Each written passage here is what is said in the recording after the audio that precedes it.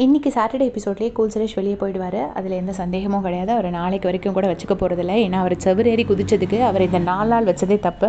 அனன்யாவுக்கு முன்னாடி நியாயப்படி வெளியே அனுப்பியிருக்கணும். பட் 4 நாள் வச்சுருந்து வெளியே விட்டுருக்காங்க.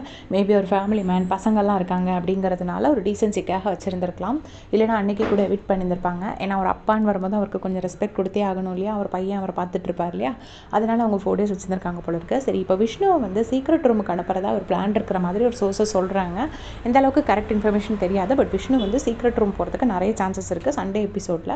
ஸோ எவிக் பண்ணுற மாதிரி காமிச்சு அனுப்பிச்சாங்கன்னா ரியலி நல்ல விஷயம் தான். ஏன்னா விஷ்ணு வந்து சீக்ரெட் ரூம் போனால் மாயா, பூர்ணிமா அவங்க வந்து விஷ்ணு பற்றி என்ன பேசுகிறாங்க, விக்ரம் என்ன பேசுகிறாரு, ஸோ அதாவது விஷ்ணு கூட க்ளோஸாக இருந்தவங்க அர்ச்சனா, தினேஷ் எல்லாருக்கூடையுமே அவர் க்ளோஸாக இருந்திருக்காரு, மணி.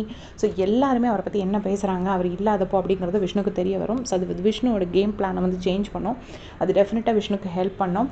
அதனால் விஷ்ணுவை வந்து அனுப்புகிறாங்க. ஸோ மோஸ்ட்லி நிறைய ஃப்ரெண்ட்ஸ் இருக்கிறவங்கள தான் வந்து உங்களுக்கு இந்த சீக்ரெட் ரூமுக்கு அனுப்புறதுல யூசஸ் இருக்குது. ஏன்னா அவங்க போனால் அந்த ஃப்ரெண்ட்ஸ் எப்படி பிஹேவ் பண்ணுறாங்க, அவங்க இல்லாமல் எப்படி பேசிக்கிறாங்க அவங்கள பற்றி அப்படிங்கிறது தெரிஞ்சுக்கிறதுக்கு யூஸ்ஃபுல்லாக இருக்கும்.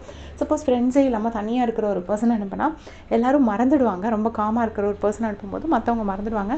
அவங்க இல்லைன்னு மட்டும் சொல்லிட்டு அப்படியே போயிடுவாங்க. ஸோ விஷ்ணு சீக்ரெட் ரூமுக்கு அனுப்புறது ஒரு நல்ல சான்ஸாக தான் இருக்கும் அப்படின்னு நான் நினைக்கிறேன். உங்கள் கமெண்ட் சொல்லுங்கள்.